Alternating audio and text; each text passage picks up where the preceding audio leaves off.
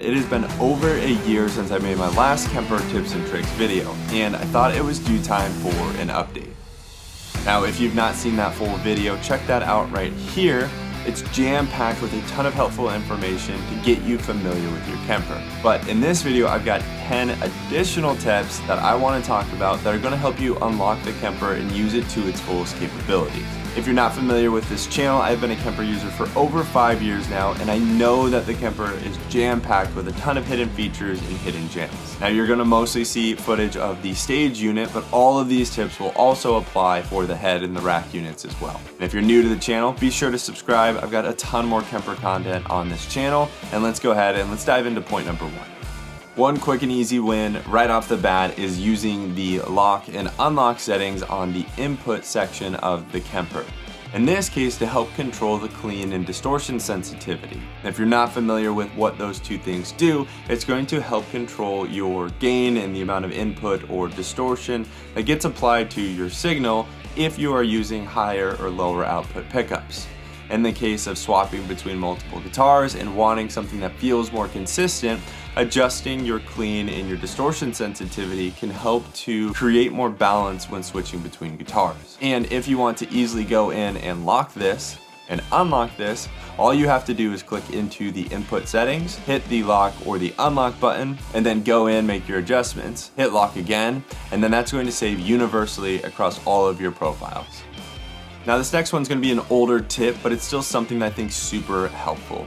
And in this case, it's going in and applying a wah booster after your cabinet section. If you're finding that your profile is lacking and you're needing a little bit more life to it, this can be a really great way to bring in an additional high end without it feeling brittle or bright. Similarly, since most of your effects are going to hit the front of the Kemper, I also put a soft shaper or a boost in the X section of my signal chain, and this is going to help push the effects loop on the Kemper. I found that this can be a really tasteful way to bring a little bit more vibrance and life to my profile without drastically coloring it and changing the way it feels and sounds. Another tried and true trick, that's hard to say all at once. Tried and true and Tone Junkies. All right. Another tried and true trick that Tone Junkie brought to the forefront of the scene several years back was using a green screen to color your profile. And this is not a new idea. This has been used by guitarists, even with pedalboard and amp combos for years, using a tube screamer to help push your mid-range and color your amp. And in this case, we can do that exact same thing with the Kemper. And since the green screen on the Kemper does have the ability for you to control the mix, I recommend pulling back the mix, adding just a little bit of gain, and probably around a 1 to 1.2 decibel boost, and this is going to help color your profile and push that mid-range really nicely. If you want something that will still color your profile but not as drastically as the green screen, you can use the Kemper Drive and use a blues breaker or Klon style overdrive to help color that profile as well. Have you ever made an adjustment to your profile and been like, oh crap, I don't like that, I want to go back, but I don't know how? Well, in this case, you can actually use the edit button and either edit and undo everything or redo everything that you have done to a specific profile. Now, of course, by default, if you just simply move off the rig and go back to the rig, it will restore your previously saved settings.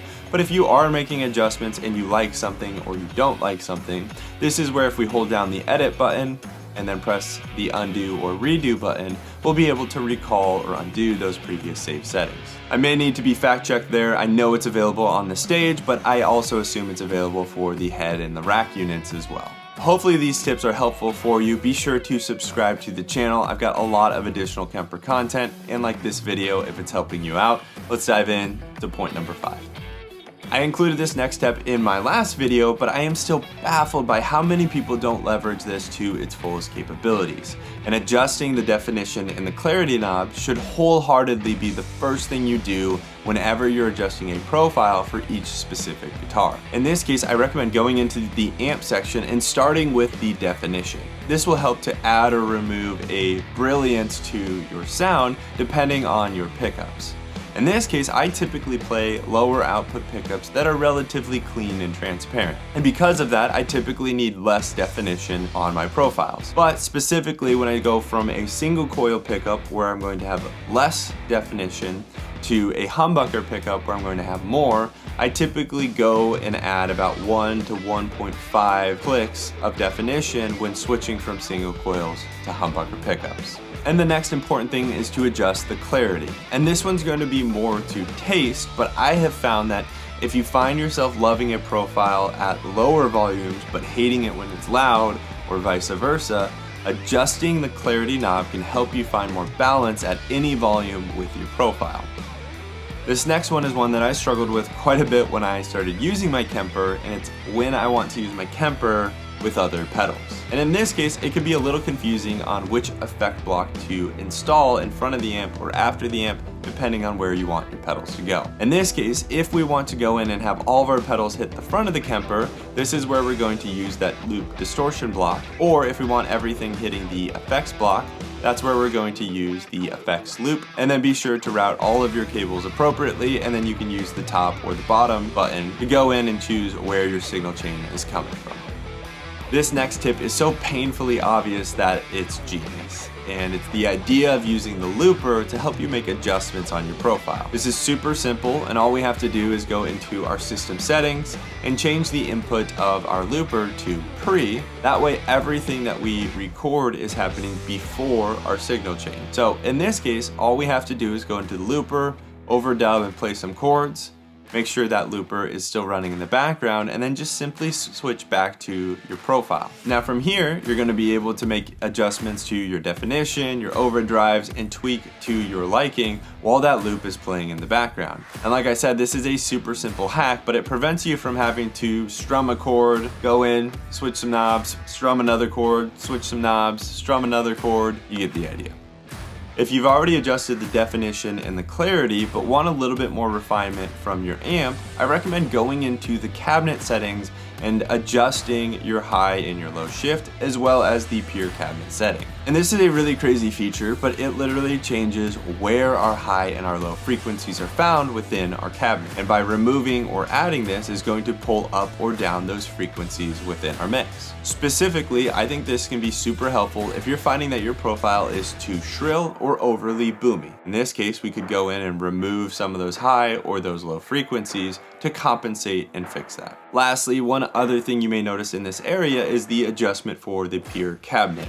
And what this does is help to remove some of those out of phase issues you get when you mic up a traditional microphone to your amp and then you profile it. In this case, almost historically, I have always had that roughly around 3 for all of my profiles, and you can actually set that globally as well. And in this case, all we have to do is go into the output section and then hit the pure cabinet button and then be able to control that to taste. Now, for the longest time, like I said, I had that at 3, but I actually removed that, and I found that the Kemper feels a lot more natural and more like what I would expect if I was playing an amp in another room. And this is what I've heard from other people as well, is that the pure cabinet section, although it could be really helpful for a specific profile, typically isn't helpful across your entire profile catalog. You will also see the space parameter in the output section, and this is just simply going to help you adjust how much natural reverb is in your mix when you're listening through headphones. I typically have this around 3.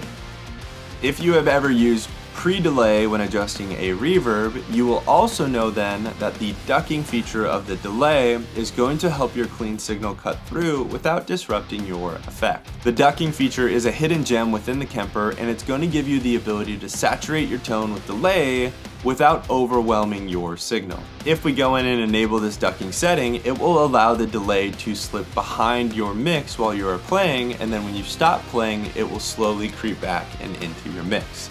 And this can be super cool, especially if you have a really heavy delay where you want your clean signal to still cut through in the mix, and then when you stop playing, it will naturally transition back into the mix and push where it's supposed to.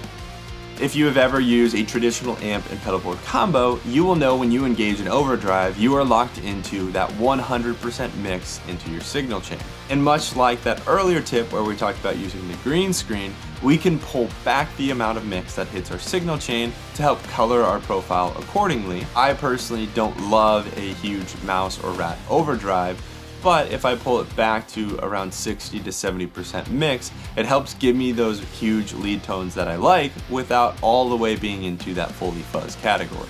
And you'll notice that the Kemper drive does not allow you to control the mix because this is emulating a very specific type of overdrive, whereas some of the other overdrive blocks will allow you to control the mix. So you'll have to play with this and find out what you like. Alright guys, that was a lot. I know I probably missed something, so be sure comment down below. I tried to use some other tips that you guys had included in my comments before, but be sure to like, subscribe, and stay tuned for future Kemper content.